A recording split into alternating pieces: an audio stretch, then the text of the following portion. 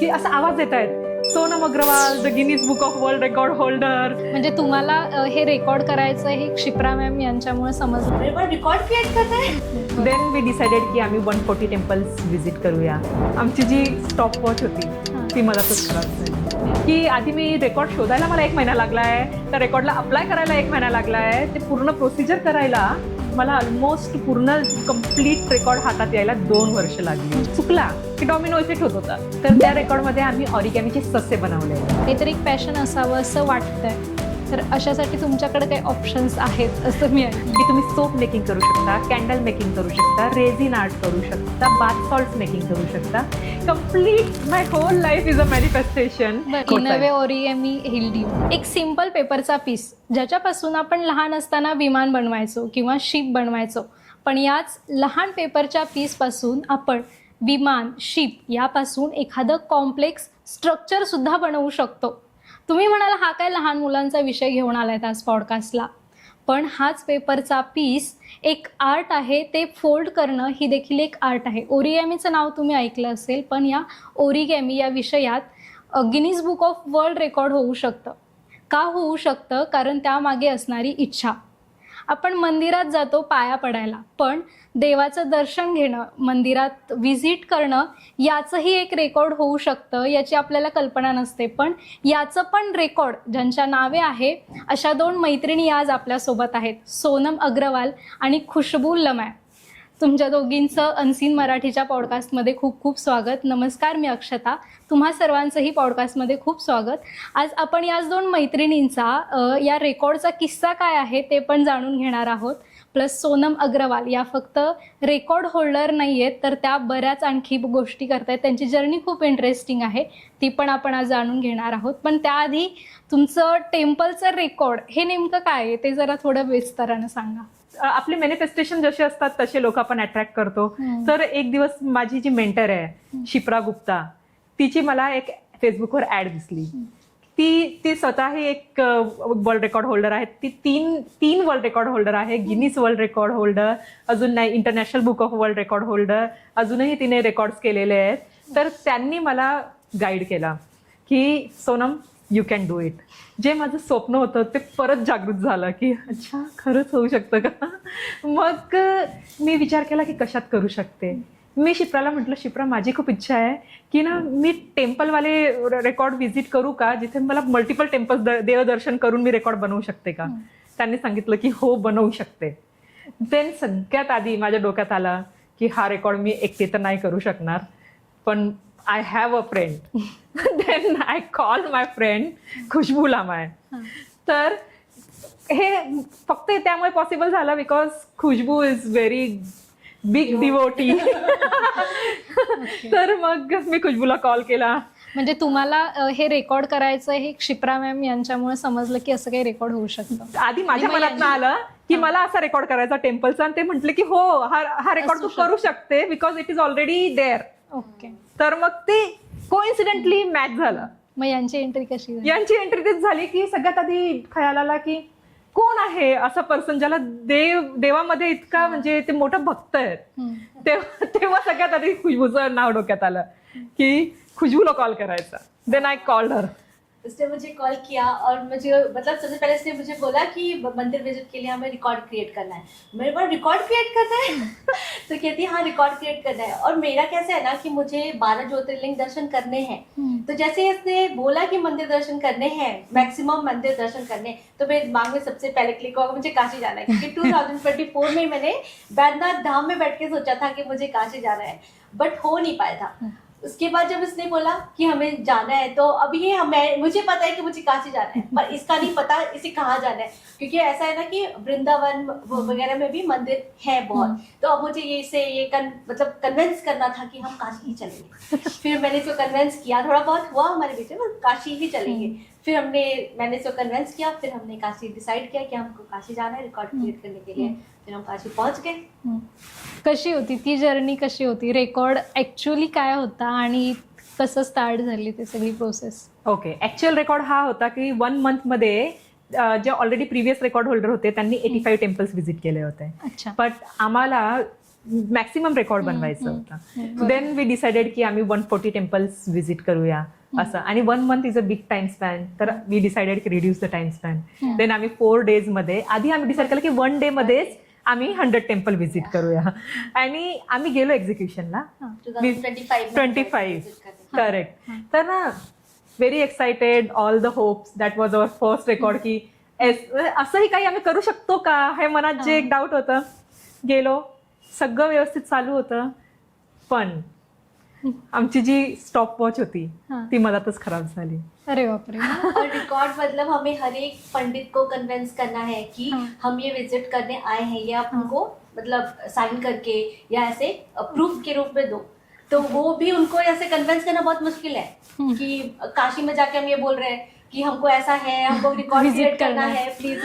तो वो बहुत मुश्किल होता था उनको कन्विंस करना. उनको लगता था ये कहाँ से आ गए, ये क्या कुछ इलीगल चीजें. Right. बहुत मुश्किल हो रही थी. हम लोग उनको कि प्लीज हम लोग एक देश का नाम रोशन करने जा रहे हैं, ऐसे उनको कन्विंस करना पड़ता था. तो म्हणजे ही प्रोसेस होती रेकॉर्ड बनवायची, त्याच्या आधी तुम्हाला या 140 मंदिरांचं परमिशन घेणं गरजेचं आहे. तर आम्हाला प्रत्येक मंदिराच्या महंतकडनं आधी लेटर हेड घ्यायचं होतं. तर आम्ही काय डिसाईड केलं की लेट्स टेक मेन ज्यांच्या अंडर खूप सारे टेम्पल्स आहेत त्या महंतकडनं लेटर हेड घेतलं. त्यांना कन्व्हिन्स करण्यासाठी पण मी पूर्ण तयारीने गेलेले. लाईक एक फाईल घेतली, त्याच्यामध्ये माझे गिनीजचे सगळे स्क्रीनशॉट्स टाकले, त्याच्यामध्ये मी त्यांना दाखवलं, माझं आधार कार्ड पण टाकलं मी, की त्यांना असं नको वाटायला की हे काहीतरी फ्रॉड फेक आहेत आणि आलं इथे. मग त्यांच्या मेन महंतांना मी दाखवलं की हे बघा मी गिनीज अटेम्प्ट करते, आपल्या देशाचं नाव वरती करायचं आहे, मला India book of world record करायचं आहे, देशाचं नाव रेकॉर्ड तेव्हा त्यांनी सगळे डॉक्युमेंट चेक करून आणि मग त्यांनी आम्हाला लेटर हेड दिलेलं. कारण की it's a confidential document and it is very difficult. मी जेव्हा पुण्यामध्ये मागितलं मला कोणीच नाही दिलं, कोणीच नाही. They are like just go from here, माफ कीजिए मैडम, लाइक दैट. वो तो खुश हुए कि आप लोग ये कर रहे हो करके ना, कि आप लोग ऐसे अटेम्प्ट ले रहे हो मंदिर से रिलेटेड या अपनी संस्कृति वगैरह इंडिया के दिखा रहे हो. ये सुन के उनको खुशी हुई थी. हाँ, उन्होंने इंक्वायरी बहुत ज्यादा करी, बहुत क्वेश्चन्स करे, बट उन्होंने दे दिया हमको रिटर्न. मग याचं काय झालं पुढे, रेकॉर्ड बनलं की नाही. It's a good question. आम्ही जेव्हा फर्स्ट अटेम्प्ट केलेला तेव्हा एकदम जोश मध्ये गेलेलो, आम्ही सगळी तयारी करून गेलेलो आणि आम्ही टेम्पल्स व्हिजिट पण केलेले. पण due to the technical glitch आमचं स्टॉप वॉच बंद पडलं. और ये हमें लास्ट में पता चला कि हमारा स्टॉप वॉच स्टॉप हो गया. हमने सारे टेम्पल्स विजिट कर लिए, सब कंप्लीट. जब हमने अपना वॉच देखा तो वो स्टॉप 0 हो चुका था. तो फिर तो हमारी पूरी उम्मीदें, सपने सारे वो स्टॉप वॉच के साथ सोनम की हालत बहुत बुरी थी, बहुत ही बुरी, क्योंकि उसको रिकॉर्ड क्रिएट करना था और वो हो नहीं पाया था. लेकिन हाँ, हमारा एक्सपीरियंस बहुत अच्छा था. हमने सीखा बहुत की अगर हमें नेक्स्ट करना है. तुम्ही वाराणसीच का बरं चूज केलं होतं की इकडेच जाऊया, म्हणजे जास्त मंदिर आहेत म्हणून की दुसरं काही रिझन होतं? ते तर कुछ जैसे मैंने पहले भी बोला कि वाराणसी तो मुझे जाना ही था. दूसरी बात ये भी है कि अगर इंडिया में देखा जाए तो सबसे ज्यादा टेम्पल्स अगर बोले तो एक तो वाराणसी, एक वृंदावन वगैरह में है. तो मुझे काशी जाना था क्योंकि मुझे जाना था, मुझे 12 ज्योतिर्लिंग कंप्लीट करने हैं, ऐसा मेरा है. तो इसलिए मैंने इसको काशी के लिए कन्विंस किया. और मैंने बचपन से सुना हुआ है कि काशी अगर आप जाते हो ना तो वहाँ पे आप रोड पे चलोगे तो पूरा टाइम आपका सर ऐसा ऐसा ऐसा होता रहेगा, क्योंकि वहाँ पे कैसे भोलेनाथ का वो प्लेस है. तो वहाँ पे भोलेनाथ को ऐसे दामाद मानते, तो वहाँ बहुत ज्यादा है भोले के लिए, तो वहाँ पे बहुत मंदिर है, ऐसा मैंने सुना था. इसलिए हमने फिर डिसाइड किया कि हम काशी जाएंगे. और मैंने भी एक किस्सा सुना था कि अगर आप एक बोरी चावल लेके जाओगे और हर एक मंदिर में एक एक चावल चढ़ाओगे तो आपकी बोरी खत्म हो जाएगी, लेकिन मंदिर खत्म नहीं होंगे. मग हा स्टॉप वॉचचा जो ग्लिच आला, मग त्याच्यानंतर काय तुम्ही नंतर अटेम्प्ट केला किंवा ते कॅन्सलच झालं रेकॉर्ड पुढे? ऑनेस्टली जेव्हा हा स्टॉपवॉचचा ग्लिच आला, आमचा रेकॉर्ड त्यावेळेस नव्हता झाला. आम्ही दिल्ली एअरपोर्टवर होतो, मी पूर्ण सुन्न होते, आम्ही एकमेकांकडे असं बघत होतो की काय झालं आपल्यासोबत, लाईक दॅट. म्हणजे टेक्निकली तुम्ही रेकॉर्ड तर केला पण तो सबमिट नाही करू शकलो. नाही करू शकलो. तर मग त्यामुळे प्रूफ सबमिशन शिवाय रेकॉर्ड कम्प्लीट नाही होत, because it's all official documents only. तर मग मी 1-1.5 महिन्यापर्यंत सदम्यामध्येच होतं लिटरली, कारण की तो माझा फर्स्ट अटेम्प्ट होता. फर्स्ट टाइम एक मनात उमेद होती की मी एक रेकॉर्ड होल्डर बनणार, आणि लहानपणीचं स्वप्न. लहानपणीचं स्वप्न, आणि ते जेव्हा पूर्ण नाही झालं, I was like am I a failure. मी आता आयुष्यात कधीच काही करू नाही शकणार, मी कधीच माझं स्वप्न रेकॉर्ड होल्डर बनण्याचं स्वप्न पूर्ण नाही करू शकणार. मग म्हणजे खूप सदम्यानंतर गेल्यानंतर मी खुशबूला घाबरत 3-4 महिन्यानंतर परत विचारलं असं काय विचारावं असं वाटलं नंतर? की मला खरंच करायचं होतं, माझं स्वप्न खरंच पूर्ण करायचं होतं. तर मी तिला म्हटलं, खुशबू तुम नहीं भी बोल सकती हो, लेकिन क्या हम फिर से जाए क्या? एकदम असं घाबरत, हाँ चलो. आपने क्यों हाँ बोला फिर से? मुझे कैसा है ना कि ऐसे काशी इज लाइक, अब पहली बार मैंने इसको उस समय भी बोला था कि इतना स्ट्रेस मत लो, क्योंकि जो होता है ना अच्छे के लिए होता है. तो अभी कैसे एक बार मैंने रिकॉर्ड अटेम्प्ट कर लिया था, प्रैक्टिस हो गई, प्रैक्टिस भी हो गई थी, अब हमको पता था. और मेरा हाँ बोलने का रीजन ये भी था कि I am devoted to Shiv ji. तो मेरे लिए सेकंड टाइम काशी जाना इज लाइक गुड, चलो चलते हैं ऐसे वाला.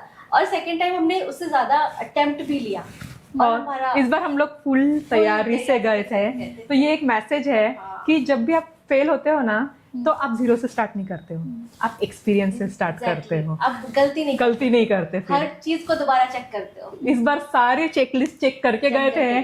स्टॉप वॉचेस का कोई ग्लिच नहीं होना चाहिए, सब कुछ चेक किया, सारे डॉक्यूमेंट्स चेक किए, हर एक चीज चेक की, टाइमिंग्स चेक किया, और इस बार करना ही है, ये माइंडसेट भी सेट और करके इस गए. बार हमने दिमाग भी लगाया, हमने फालतू में स्टॉप वॉच पे पैसे बर्बाद किए थे, हम मोबाइल पे भी चला सकते थे. हमने ये बहुत छोटी छोटी चीजें होती हैं जो हम बाद में रियलाइज करते हैं कि अरे इसको ऐसे भी किया जा सकता था. तो नॉलेज गेन होता है, एक्सपिरियन्स गेन होता है, वो आगे जाके आपको काम ही आएगा. मग हा एक्सपिरियन्स कसा होता? दुसऱ्यांदा परत एकदा अटेम्प्ट केला त्याचा? तो एक्सपिरियन्स ऑसम होता. त्याच्यात पण आम्हाला चॅलेंजेस होते. आम्ही 40 किलोमीटर, कारण की काशी इज द नगरी ऑफ गलियों का शहर म्हणून ओळखलं जातं. त्या गलियामध्ये काहीच ट्रान्सपोर्ट जात नाही. आम्ही 40-50 किलोमीटर एका घाटातनं दुसऱ्या घाटापर्यंत पायी वॉकिंग. म्हणजे ट्रॅव्हल कुठला यूज करणं अलाउड नव्हतं की? प्रायव्हेट ट्रान्सपोर्ट तर बिलकुलच नव्हता. अच्छा, पब्लिक ट्रान्सपोर्ट Use तुम्हाला करू जर शकता तुम्ही. फ्लाईट पण यूज करायचं, पब्लिक चार्टर्ड फ्लाईटच यूज करायची आहे तुम्हाला. तर त्यामुळे, आणि त्याच्यात एवढ्या छोट्या गल्ल्यामध्ये पब्लिक ट्रान्सपोर्ट काय, बाईक पण जात नव्हती. मग फक्त 11 नंबरची गाडी जायची, ते म्हणजे आपले पाय. आम्ही त्याला यूज करायचो आणि गल्ल्यांमध्ये जायचो. मग तिथे जाऊन आम्ही पूर्ण टेम्पल्स यावेळेस एकदम कटोकट करायचेच आहे. सकाळी 5ला उठायचो, रात्री 10ला शेवटचा टेम्पल जेव्हापर्यंत बंद नाही होत. आता जर कोणाला वाराणसीसाठी प्लीज टुरिस्ट गाईड पाहिजे असेल ना, तर आम्हाला बोलवा. वाराणसीच्या लोकांपेक्षा जास्त आमच्याकडे नॉलेज आहे आता. एक छोटा टेम्पल पण आम्हाला माहिती आहे आता. किती टेम्पल्स व्हिजिट केले? 140. हा, 140 टेम्पल व्हिजिट केले. ओके. आणि मग त्याच्यात काय तुमचे किस्से वगैरे? खूप किस्से तो हमारे पास बहुत है, लेकिन सबसे फनी किस्सा ये है कि हमारा 4 डेज का था. तो लास्ट डे हम BHU गए थे. तो वहां से हम जब बाहर निकल रहे थे, तो हमें कैसे ना हर मंदिर ऐसे देखने की आदत थी कि हम वहाँ या मंदिर क्या चलते हैं. तो हम जैसे बाहर आ रहे थे तो मैं पीछे चल रही थी, सोनम आगे जाके ना ऐसे करके सर उसने झुकाया. तो मैंने देखा कि वॉशरूम के आगे सर क्यों झुका रही है. मैं फिर तुम्हारा सोनम वो वॉशरूम है. तो हमारी ऐसी आदत हो गई थी कि हर जगह पे जाके, थोड़ा स्ट्रक्चर भी उनका वैसा ही होता है ना, कोई मतलब मंदिर उनका मिस कोई ना हो मंदिर, जाए. हाँ मिस नहीं होना चाहिए. तो वो हर जगह हमें सर झुकाने की आदत हो गई थी. और पुणे आने के बाद भी यही. हाँ, यही था. मैं वहाँ पे सर झुका के फिर देखा कि वॉशरूम में, मैंने सोचा खुशबू ने देखा तो नहीं, लेकिन खुशबू ने देख लिया था. I was so awkward. मुझे पार्लर भी मंदिर दिख रहा था, मुझे वॉशरूम भी मंदिर दिख रहा था. कोई भी स्ट्रक्चर हो, बस मंदिर ही.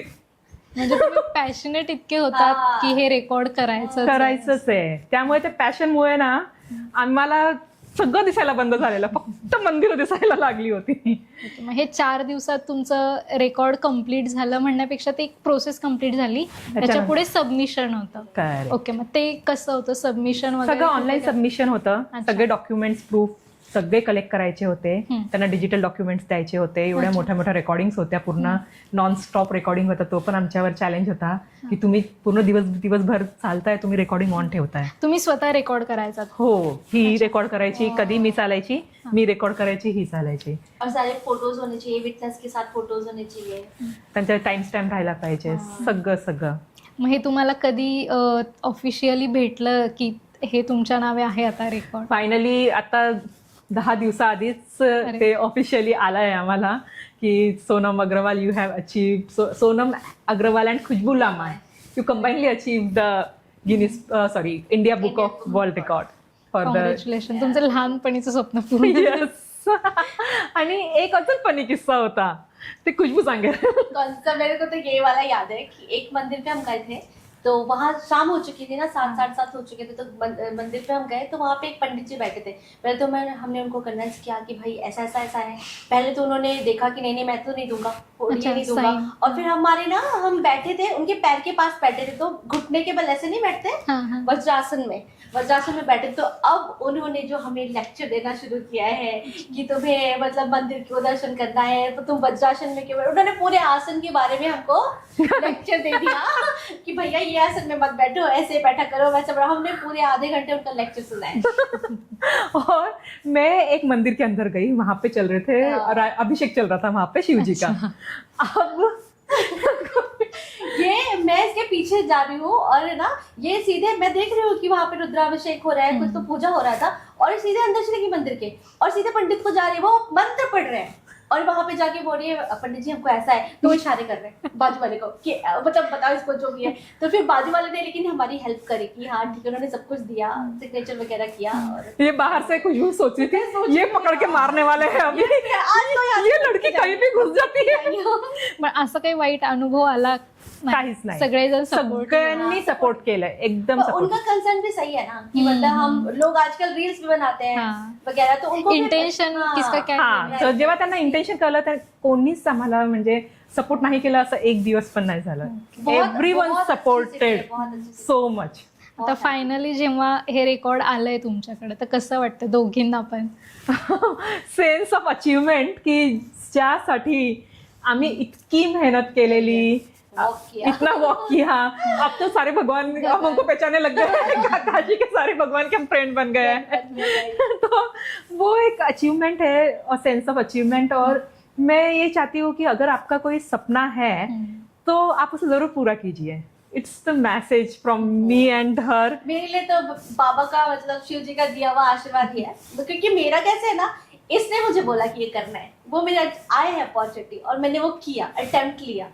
तो मेरे लिए तो सोबत आणखी असं कुठला रेकॉर्ड करायचं का दोघींना? जर पुढे अपॉर्च्युनिटी मिली तो मैं बिल्कुल 100%. असं काही डोक्यात आहे की हा पण एखादा रेकॉर्ड मंदिरांच्या रिलेटेड होऊ शकतो असं, किंवा तुम्हाला तुमचाच रेकॉर्ड परत ब्रेक करायचा? हा, बिलकुल. ये कर सकते हैं. हा, हे चांगली आयडिया दिली तशी अच्छी तुम्ही. आयडिया दिया. ते करू शकतो आम्ही. ते आय विल डेफिनेटली ट्राय. तर हा सोनम अग्रवाल आणि त्यांच्या मैत्रीण खुशबू लमाय यांच्या दोघींच्या नावावर असणारा हा रेकॉर्ड होता. थँक्यू खुशबू मॅम, तुम्ही जॉईन झालात. पण सोनम अग्रवाल यांच्या नावे आणखी एक रेकॉर्ड आहे, त्याच्यावर पण आपण गप्पा मारणार आहोत. पण नेमकं तुमची सुरुवात कशी झाली, तुमची जर्नी कशी स्टार्ट झाली आर्ट अँड क्राफ्टची? हा, तर आर्ट अँड क्राफ्ट म्हणजे मी जेव्हा दुसरीला होते अच्छा, तेव्हाच मी एक पेरू ग्रीन रंगाचा रंगवत होते. तेव्हा त्या दुसरीच्या मुलीला लक्षात आलं की सोनम, आर्ट अँड क्राफ्ट तुझी हॉबी आहे. अच्छा. आणि तेव्हापासून ते आर्ट अँड क्राफ्टची माझी जर्नी स्टार्ट झाली. मग हळूहळू आपण मोठे होत जातो, शाळा, कॉलेज, जॉब. पण इन बिटवीन मी जेव्हा लहान होते तेव्हा मी एक शो बघायचे प्रीती झिंटाचा, Guinness book of world record बद्दल. तर मला नेहमी असंच वाटायचं की तो शो माझ्याबद्दल आहे. मला असं नेहमी अंगावर शहारे यायचे जेव्हा कोणीही गिनीज वर्ल्ड रेकॉर्ड, आणि मी नेहमी विचार करायची एक दिवस मी पण Guinness book of world record holder होणार आणि पूर्ण माझ्या फॅमिलीला प्राऊड फील करून देणार. तर तो स्वप्न माझ्या सबकॉन्शियसली बसून गेला आणि मोठा होत होत होत माझ्या मॅनिफेस्टेशनने वर्क केलं मला एक दिवस फेसबुकवर माझ्या मेंटरचा ऍड दिसला. She is like Shipra Gupta. She already she is a Guinness book of world record holder, also India Book of World Record holder, and one more record holder. So she's a 3-time record holder, and then she gave me the hope कि yes, it is possible. Though it is a time taking, but if you show your consistency and dedication, then you'll definitely become a world record holder.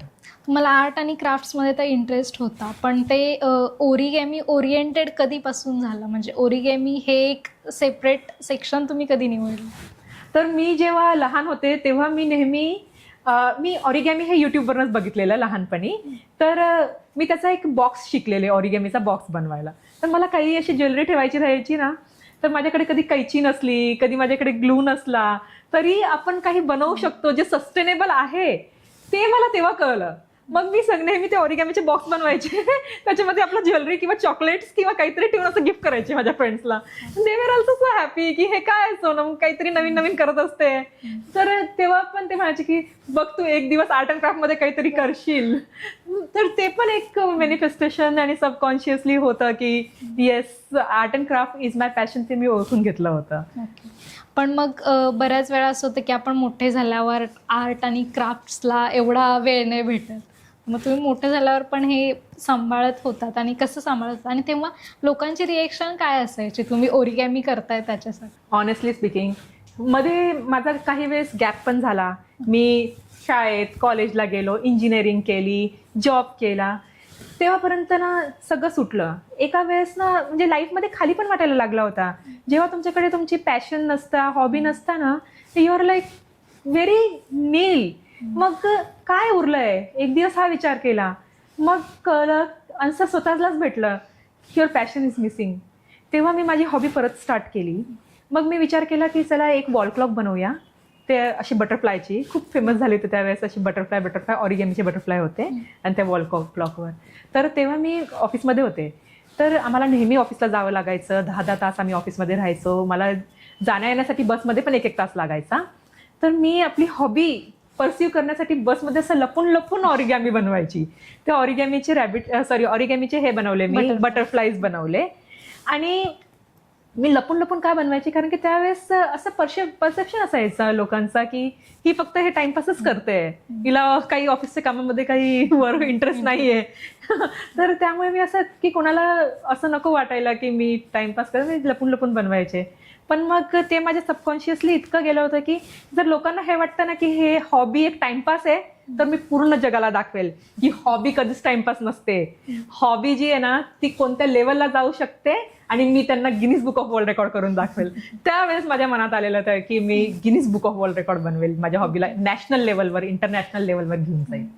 मग कसं घेऊन गेलात तुम्ही? म्हणजे तुम्हाला याच्यातच record बनवायचं आहे हे कधी लक्षात आलं, किंवा त्यामागची आयडिया काय होती? तर जेव्हा मी आता विचार केला की नाही, मला माझी हॉबी ॲज अ परसिव्ह करायची आहे, देन आय डिसाइडेड की ऑलरेडी आहे का असे काही रेकॉर्ड्स. मी ते सर्च करायला गेले. सर्च करणं is also very difficult task, कारण की ऑलरेडी खूप रेकॉर्ड्स बनलेले आहेत, आणि ते ब्रेक करणं म्हणजे it's a completely part of dedication, patience, सगळ्यात इम्पॉर्टंट पेशन्स. कारण की मला पूर्ण रेकॉर्ड बनवायला पूर्ण 2 वर्ष लागली आहेत. त्याच्यात इतकी प्रोसिजर असते की आधी मी रेकॉर्ड शोधायला मला 1 महिना लागला आहे, त्या रेकॉर्डला अप्लाय करायला 1 महिना लागला आहे, ते पूर्ण प्रोसिजर करायला मला ऑलमोस्ट पूर्ण कम्प्लीट रेकॉर्ड हातात यायला 2 वर्ष लागली. म्हणजे कुठल्याही रेकॉर्डची प्रोसेस हीच असेल, पण तुम्ही स्पेसिफिक ओरिगॅमीमध्ये केलेलं आहे. पण ओरिगॅमी म्हणजे बऱ्याच जणांना आत्ता पण असं वाटतं की लहान मुलांची ॲक्टिव्हिटी आहे किंवा क्रिएटिव्हिटी, किंवा तुम्ही आत्ताच म्हणालात टाइमपास असं वाटतं. पण याच्यापेक्षा किती व्हास्ट आहे ओरिगॅमी? याच्यापेक्षा ओरिगॅमी खूप जास्त वास्ट आहे. ज्यावेळेस मी आपल्या डिफिकल्ट टाईममधनं जात होते, तेव्हा ह्या ऑरिगॅमीच्या सिम्पल पेपर फोल्डनेस मला लिटरली एक थेरपीसारखं वर्क केलं आहे. जेव्हा मी प्रत्येक पेपराचा फोल्ड करायचे, माझ्या आतली ओव्हर थिंकिंग किंवा जे पण फ्रस्ट्रेशन ते सगळं वितळून जायचं. आणि जेव्हा तो फिनिश मॉडेल माझ्या हातात यायचा, तर ती एक सेन्स ऑफ अचीवमेंट होती. तर हॉबी किंवा ऑरिगॅमी इट्स नेव्हर अ टाइमपास किंवा फक्त तुम्ही काहीतरी पेपर फोल्ड करता नाही, ते त्याच्यापेक्षा खूप बियॉन्ड आहे. म्हणजे कामिंग ऍक्टिव्हिटी आहे. Yes, it is a soothing Kameng activity. You know खूप सारे रिसर्च पेपर आहेत, तुम्ही जर जाऊन वाचले तर कॅन्सर पेशंट्सला हील करण्यासाठी ही ओरिगॅमी यूज केलं जातं. आता जे डी ॲडिक्शन सेंटर्स आहेत तिथेही त्यांचं माइंड डायव्हर्ट करण्यासाठी, त्यांना पेशन्स आणि फोकस शिकवण्यासाठी ही ऑरिगॅमी यूज केलं जातं. त्याच्यानंतर ओल्ड एज सेंटरमध्ये हॅपीनेस आणण्यासाठी ही ऑरिगॅमी यूज केलं जातं. तर ऑरिगॅमी इतके फायदे तर शाळेतल्या स्टुडंट्सना वगैरे एज्युकेशनमध्ये पण याचं काहीतरी इम्प्लिमेंटेशन असतं. डेफिनेटली आपल्या इंडियामध्ये जे तुम्ही विचारत होता ना की तुम्ही का फक्त ऑरिगॅमी चूज केलं, कारण की ऑरिगॅमी इज अ जॅपनीज टेक्निक. तर ती जपानमध्ये इंट्रोड्यूस झालेली, आपल्या इंडियामध्ये त्याचा इन्फ्लुएन्स इतका आलाच नाही. तर तो महत्व समजून द्यायला, to promote origami in our nation, I took that step की ऑरिगॅमीचे इतके फायदे आहेत, वाय नॉट, आपल्या लोकांना माहिती का नाही आहे याबद्दल, ते माहिती करून देण्यासाठीच मी आता ऑरिगॅमीमध्ये आपला वर्ल्ड रेकॉर्ड केलेला आहे. स्टुडंट्ससाठी ओरिगॅमी कशी फायद्याची ठरू शकते, किंवा जर एखादे स्टुडंट्स ओरिगॅमी करताय तर ते कसं त्यांना स्टडीसाठी हेल्पफुल ठरू शकतं किंवा मेंटल हेल्थसाठी एकूणच? येस, तर ऑरिगॅमी ना ऑनेस्टली तुमचं फोकस इतकं वाढवून देईल की फोकस, पेशन्स, जे स्टुडंट खूप चलबिचल असतात ते पेशंटली बसू नाही शकत, एका जागेवर कॉन्सन्ट्रेट नाही करू शकत, तर तुमचा फोकस आणि पेशन्स आणि डेडिकेशन 100% वाढवेल.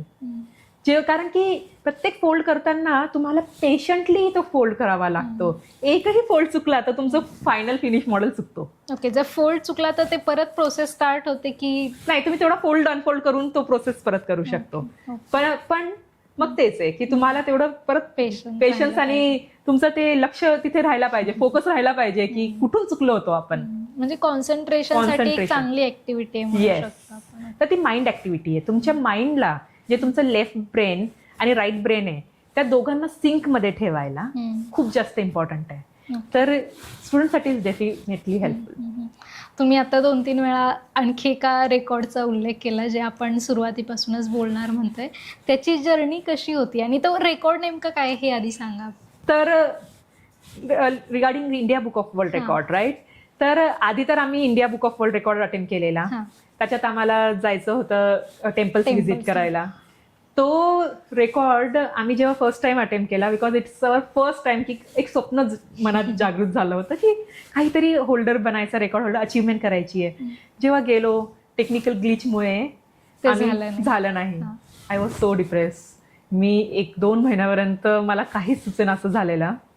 देन मी विचार केला की ठीक आहे, हा रेकॉर्ड थोड्या वेळ साईडला ठेवू. आपला जो पॅशन आहे art and craft, let's try some record into that. मग त्याच्यात ऑरिगॅमी मला कळलं की it's really helpful for overcoming your situations, जे पण तुम्ही गो थ्रू करताय. मी डिसाईड केलं की yes, I make this record. त्याच दिवशी मी स्वतःला की Sonam Agarwal, you are the record holder, असं मी स्वतःला विचार केला. Then I search it. मला एक सगळी प्रोसेस झाली, मला भेटला. तर या ऑरिगॅमीनेच मला त्या डिप्रेशनमधनं बाहेर निघायला आणि अचीवमेंट पर्यंत पोहोचायला. Origami healed you. Yes, it's a part of healing. That's why I always tell art is a meditation. Because जेव्हा तुम्ही आर्ट करता ना, तेव्हा तुम्ही फक्त आर्ट नाही करत, तुम्ही आपले सगळे प्रॉब्लेम्स बाहेर काढून एक हिलिंगच्या प्रोसिजरमधनं जातात. ओके, ते रेकॉर्डबद्दल तुम्ही थोडंसं सांगा की काय रेकॉर्ड होतं, किंवा कधी झालं हे, त्याची प्रोसेस कशी होती आणि नेमकं काय बनवलं होतं तुम्ही त्या रेकॉर्ड? येस, तर त्या रेकॉर्डमध्ये आम्ही ऑरिगॅमीचे ससे बनवलेले, ऑरिगॅमी रॅबिट. तर रेकॉर्ड टायटल होता largest display of origami rabbit. अच्छा. And we have created 5,000 rabbits. 5,000? Yes. आणि एक रॅबिट बनवायला 8 मिनिटं लागत होते. तर यू कॅन कॅल्क्युलेट की किती वेळ आम्हाला इन्व्हेस्ट करावा. म्हणजे मी ऑफिस करून हे सगळं करत होते. बर, तुम्ही हे रेकॉर्ड बनवताना पण फुल टाइम जॉब करत? फुल टाइम वर्किंग, आणि मी आज पण फुल टाइम वर्क करते. बर. तर सगळ्यात फनी किंवा डेडिकेशनवाला किस्सा हा आहे की ज्या दिवशी माझा रेकॉर्ड अटेम्प्ट होता 15 नोव्हेंबरला, त्या दिवशी माझं प्रोडक्शन रिलीज होतं. आता इकडे आम्ही ऑरिगॅमीचे रॅबिट जमवतोय आणि तिकडे मी प्रोडक्शन रिलीज मध्ये मला कॉल आलेला की सोनम हे ब्रेक झालंय. तर जस्ट इमॅजिन की मी दोन्हीकडे लक्ष ठेवून आणि तो रेकॉर्ड पूर्ण केलाय. आधी आम्हाला वाटलं की आम्ही 6 तासात ऑरिगॅमीचे रॅबिट डिस्प्लेला लावूया, पण ते एकदम तुम्ही बनवले होते की बनवून ठेवत होता? बनवून आधी ठेवले होते सगळे रॅबिट. आणि किती होते? 5,000 रॅबिट. बर. आणि डिस्प्लेला लावायचे होते आम्हाला. तर वी आर लाईक की ठीक आहे 5,000 रॅबिट आहे, आपण 6 तासात डिस्प्लेला लावूया. किती वेळ लागला इतके बनवायला? बनवायला तर 4 महिने लागले, कारण की मी एकटीच सगळं करत होते. कोणाची हेल्प घेऊ शकत नव्हता? नाही, रूल होता. रूल होता. तर स्वतःच बनवले. ऑफिसून यायचे 8-9 वाजेला. जेवण झालं की चालता फिरता रॅबिट बनवते. झोपण्याच्या आधी स्वप्न पण यायचे मला रॅबिटचे. आता एका वेळेस रेस्टॉरंटला गेलं तर जेवण यायला वेळ लागत होता. असं वाटत होतं किती वेळ जातोय, एवढ्या वेळात मी 4-5 रॅबिट बनवून टाकले असते.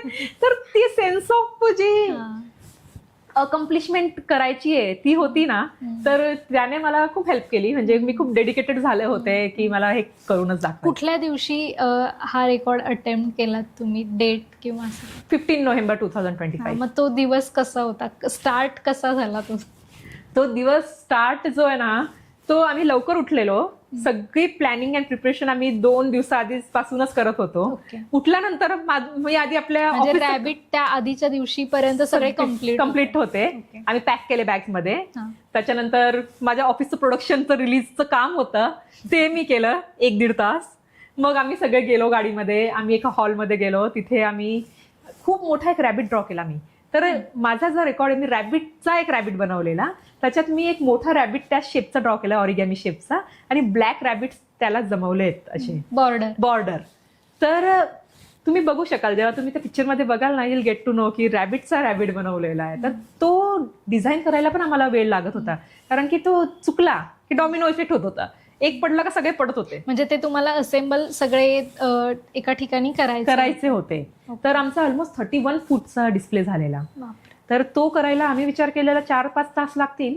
आम्ही सकाळी 10ला स्टार्ट केलेलं आणि नेक्स्ट डे सकाळी 4 वाजेला, पहाटे 4 वाजेला तो डिस्प्ले फिनिश झाला.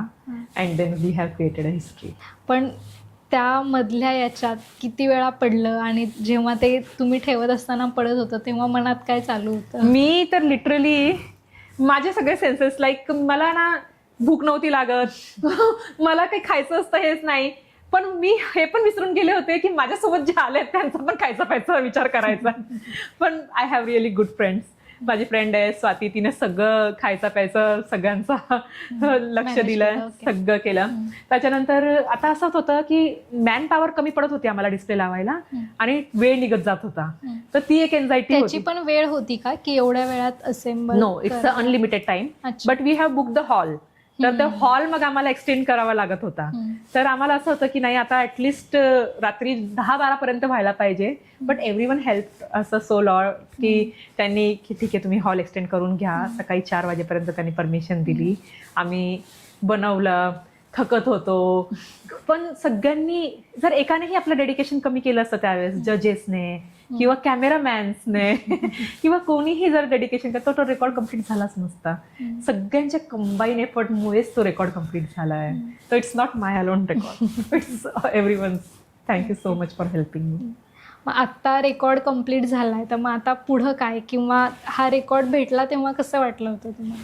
आय वॉज म्हणजे आधी तर मला बिलीव्हच नव्हतं झालं जेव्हा ती गिनीसची साईट माझ्यासाठी ओपन झाली. गिनीस GWD स्टोअर म्हणतात त्याला. त्या स्टोअरवर तुमचं रेकॉर्ड दिसायला लागतं आणि मग ती जी तुम्हाला फ्रेम येते गिनीसची. तर मी 2 दिवसापर्यंत तर आय वॉज नम.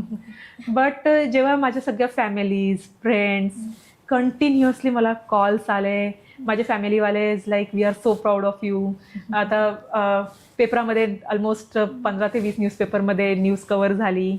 तर माय फॅमिली मेंबर्स आर लाईक की आम्हाला तुझा सत्कार करायचा आहे, तू आमच्या पूर्ण समाजाचं नाव रोशन केलंय. तर ते प्राऊड फिलिंग, जे माझं स्वप्न होतं की मला माझ्या आई वडिलांना लहानपणापासून त्यांचं नाव रोशन करायचं आहे, ते फायनली पूर्ण Okay. झालं. मी मगाशी पण म्हटलं की तुम्ही लहानपणाचं स्वप्न होतं ते पूर्ण झालं, आत्ता पण बोलले. असं वाटतं की या प्रोसेसमध्ये तुम्हाला कुठेतरी मनात असं वाटत होतं की रेकॉर्ड कुठलं तरी नावावर पाहिजे आपल्या, ते तुमचं मॅनिफेस्टेशन होतं. Yes. So it's my whole life is a manifestation. बरं. जे पण मी विचार करते ना, हां. ते जे आपण विचार करू शकतो ते आपण अचीव्ह करू शकतो. It's the part of the manifestation. Time लागतो. तुम्ही एक गोष्टींना. पुस्तक पण लिहिलंय, आपण जेव्हा आधी बोलत होतो तेव्हा तुम्ही सांगितलं. त्या पुस्तकामागचं इन्स्पिरेशन काय होतं? It's honestly speaking it's a inspiration for womens. तर मी जेव्हा 2017 मध्ये लेह लद्दाखला गेलेले, तिथे एक झेन्सकर रिव्हर आहे. ती एक्स्ट्रीम थंडीमध्ये फ्रीज होऊन जाते, तर ती अशी चादरच्या लेअर सारखी दिसते, म्हणून त्या ट्रॅकला म्हणतात चादर ट्रेक. अच्छा. तर त्या चादर ट्रेकला मी गेलेले. त्या ट्रेकला आपल्याला जितकं जावं लागतं ना तितकंच परत यावं लागतं. इट्स नॉट की देर इज अ शॉर्टकट की तुम्ही डायरेक्ट उतरून आलाय. तर आम्ही 20 किलोमीटर चालत गेलो, 20 किलोमीटर परत चालत आलो. आणि त्याच्यावर फक्त हा नव्हता की तुम्ही जेव्हा जाताय तर आईसवर चालणं it's not only the challenge. High अल्टिट्यूडमुळे तिथे ऑक्सिजनही कमी होऊन जातं. Survival story is also a challenge. पण त्या गोष्टीने मला इतकं काही शिकवलं, कारण की इतकं मोठं युनिवर्स आहे, इतके मोठे मोठे पर्वत नदी आहे, आणि आपण इतक्या छोट्या टायनी प्रॉब्लेमसाठी पूर्ण आयुष्यभर रडतो. तर जेव्हा मी तिथे गेले ना, देन आय रिअलाइज की हे खूप क्षुद्र आहे आपली जी प्रॉब्लेम्स असतात ते. Let's go, pack your bag and explore the world. तर it's a message to all my friends, all my woman friends ज्या विचार करताय की आम्ही जायला पाहिजे की नाही जायला पाहिजे, त्यांच्यासाठी की just pack your bag and go. You will be the different person completely. आणि मग आता पुस्तक लिहिण्याचं तुम्हाला, म्हणजे आधी तुम्ही ठरवलं होतं की जाऊन आल्यावर आपण पुस्तक लिहूया, किंवा मध्ये प्रोसेसमध्ये लिहित होतात तुम्ही? Yes, correct. तर काय झालं की ती जर्नी मला इतकी टफ झाली होती. जेव्हा मी लद्दाखला होते तेव्हा मी विचार केला, अगर मैं जिंदा बच गई तो मैं जाके एक बुक लिखूंगी. अच्छा. ऑनेस्टली. मग मी तो 2017ला असा विचार केलेला. ती बुक बरं. मी 2020ला लिहायला स्टार्ट केली. मध्ये 3 वर्षाचा ट्रिप गॅप. 2017ची होती. हो, ट्रिप 2017ची होती आणि बुक मी 2020ला स्टार्ट केली. ती बुक कम्प्लीट होता होता मला एक 1-1.5 वर्ष लागलं. It's also part of consistency. Consistency is not about की तुम्ही आज लिहिलं आणि एका महिन्यात कम्प्लीट करून टाकलं, किंवा एक काम घेतलं आणि 10 दिवस केलं आणि मग सोडून दिलं. कन्सिस्टन्सी इज की तुम्हाला एक कॉन्शियसली सबकॉन्शियसली थॉट आहे की मला हे कम्प्लीट करायचं आहे, ते तुम्ही कम्प्लीट केलंच पाहिजे. खूप सारे फ्रेंड्स आहेत माझे जे स्टार्ट करतात बुक लिहिणं आणि मग लाईफ हॅपन्स, ते सोडतात. इतके सारे ऑथर आहे आपल्या इंडियामध्ये की बुक खूप लोकांनी स्टार्ट केले आहेत, पण एंड करणं Complete खूप नाही करू इम्पॉर्टंट आहे. तर माझी स्टोरी ना ती फक्त मला माझ्या गॅलरीमध्ये नव्हती ठेवायची. आय रिअली वॉन्टेड की ती जर 10 लोकांना इन्स्पायर केलं ना त्याने, आणि त्यांची लाईफ माझ्यासाठी सफल झाली आहे माझी जिंदगी. तुमच्या फक्त बुकमधून नाही तर ओरिगॅमीमधून पण तुम्ही एक मेसेजच देताय की ती पण एक हिलिंग आहे, किंवा Correct. तुम्ही खरं तर जॉब करत करत या सगळ्या तुमच्या पॅशन्स पण फॉलो करतायत. पण बऱ्याच जणांना असं होतं की लग्न झाल्यानंतर किंवा मिड लाईफमध्ये पॅशन कंप्लीट करता येत नाही म्हणूया आपण, किंवा जॉब पण नाही करतायत. तर अशा ज्या स्टेजमध्ये आहेत महिला, तर त्यांच्यासाठी तुम्ही काय सांगाल, म्हणजे त्यांना कसं इन्स्पायर कराल असं मी म्हणेन? येस, हे खूप इम्पॉर्टंट आहे. हे बघा, लाईफ ऑलवेज हॅपन्स. ओके, कधी तुमचं लग्न होईल, मग मुलं होतील, आपली जी हॉबी आहे, घरचे पण म्हणतात की काय टाइमपास करते, हे सगळं सोड. तुम्ही ब्रेक घेऊ शकता. Honestly take your time. Everything is beautiful, everything is important, but never quit. You can take a break, but you will never have to quit. तर तुम्ही आपल्या पॅशनला परत जिवंत करा.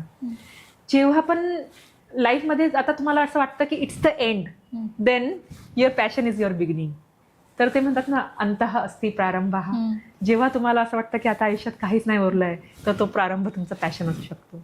तर तो पॅशन फक्त आर्ट अँड क्राफ्ट नाही, जे तुम्हाला आवडतं, like singing, dancing, jogging, walking, काहीही, कोणताही आर्ट फॉर्म चूज करा तुम्ही. रंगोली, मला rangoli playing with the colours खूप आवडतं. Gardening is also very good sense of the, तो पॅशनेट फॉर्म आहे. तुम्ही जेव्हा आपल्या छोट्या छोट्या प्लांट्स सोबत खेळता किंवा तुमचं फ्लॉवर वगैरे जेव्हा येतं, तेव्हाही असं वाटतं की something we have achieved in the life.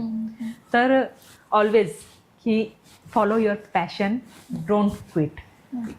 बऱ्याच वेळा बऱ्याच लेडीजचं असं असतं की काहीतरी करायचं आहे, पण मी मुलं आहेत किंवा घरच्या ड्युटीज आहेत त्याच्यामुळे बाहेर जाऊन काम करू शकत नाही किंवा त्यांना करायचं पण नसतं. तर घरात बसून अशी काही कामं आहेत, अशा काही स्किल्स शिकता येतील किंवा पॅशनेट नाही आहे पण काहीतरी एक पॅशन असावं असं वाटतंय, तर अशासाठी तुमच्याकडे काही ऑप्शन्स आहेत असं मी ऐकलं. Yes, definitely.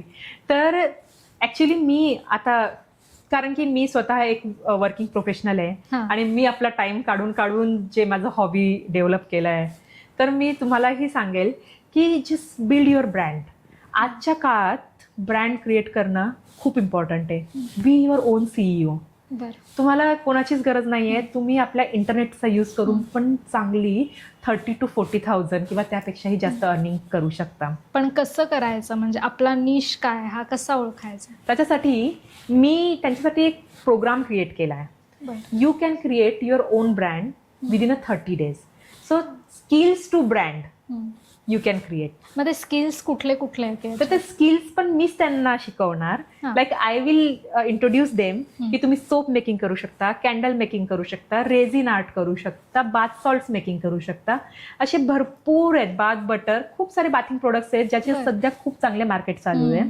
तर तुम्ही हे सगळे स्किल शिकून आणि मग तुम्ही मला कोणत्या स्किलमध्ये मास्टर करून ब्रँड बनवायचं आहे, तर त्याच्यासाठी branding, packaging, marketing, website, start to end सगळं. सगळं मी त्यांना शिकवेल. बरं. तर आय हॅव दॅट की त्या लेडीज एकदम झिरो पासून हिरो बनू शकतात. म्हणजे ज्यांना याच्यातली काहीच माहिती नाही आहे किंवा स्टार्ट कसं करायचं किंवा प्रोडक्ट्स कसे बनवायचे काही माहीत नसेल तरीही ब्रँड 30 दिवसात करू शकतो. येस, बरं. लाईक तुम्हाला जर हे पण माहित नाहीये की काय रॉ मटेरियल यूज करायचं, तर त्या रॉ मटेरियलचं इंट्रोडक्शन, त्यांचे वेंडर्स, त्यांचे होलसेल वेंडर्स, तिथून तर प्रोडक्ट कसा बनवायचा, त्याला पॅक कसा करायचा, सगळं.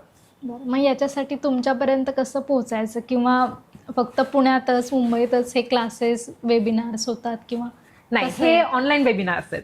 बरं. तर तुम्ही कुठेही असो, आपल्या पूर्ण भारताच्या जगाच्या कोणत्याही कोपऱ्यामध्ये असो, हे वेबिनार तुम्ही जॉईन करू शकता.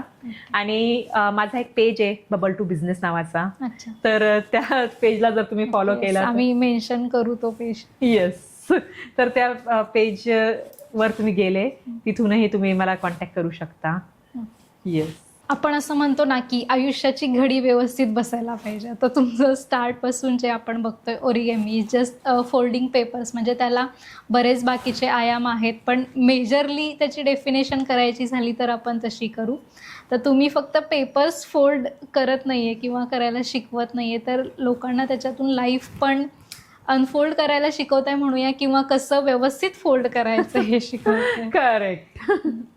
मग ओरिगॅमी तुम्ही कुठून शिकल्या होतात की कसं होतं? नाही, ओरिगॅमी मी युट्यूबवरनं बघूनच माझी हॉबी डेव्हलप झालेली. बरं. मग आत्ता जर कोणाला ओरिगॅमी मधला ओ पण माहीत नाहीये तर त्यांनी सुरुवात कशी करायला पाहिजे? त्यांनी माझ्याकडे यायला पाहिजे, कारण मलाही नव्हतं माहिती आधी ऑरिगॅमीचा ओ. पण मी ऑनेस्टली आपल्या इंडियामध्ये ऑरिगॅमी बद्दल जास्त लोकांना माहिती नाहीये. नेमके लोक आहेत, खूप एक्सपर्ट्स आहेत, पण सामान्य माणसापर्यंत ते पोहोचत नाहीये. तर मला अशी इच्छा आहे की प्रत्येक सामान्य माणूस, स्टुडंट असो, हाऊसवाईफ असो, कोणीही असो, मेल असो, फिमेल असो, origami is not just about the paper fold. It's about the dedication, passion, therapy and consistency. ते तुमच्या आयुष्याला पूर्ण 360 डिग्री चेंज करू शकतं. You can become a very different person all together. So just come to me. I will not only gonna show you the origami model, but world record mindset also I will show you, because I have just build my consistency. Without dedication and consistency, world record is very difficult. तर जे मी build केलंय तो mindset मी तुम्हाला देऊ शकते. तर माझा 90 मिनिटचा webinar असतो. यू कॅन कम अँड तिथे तुम्ही एका प्लेन सिम्पल पेपर पासून आपला फिनिश मॉडेल घेऊन जाऊ शकता. And also will get many more options over there की तुम्ही तो कोर्सही जॉईन करू शकता. मगाशीपासून आपण सतत मॅनिफेस्टेशन विषयी बोलतोय, त्याचा तुमच्या आयुष्यात खूप महत्त्वाचा रोल आहे किंवा त्यापासूनच ड्रिव्हन आहे तुमची लाईफ असं मला वाटतं. करेक्ट. म्हणूनच आता मी आपली सेकंड बुक लिहिली आहे. तर this is also about the law of attraction.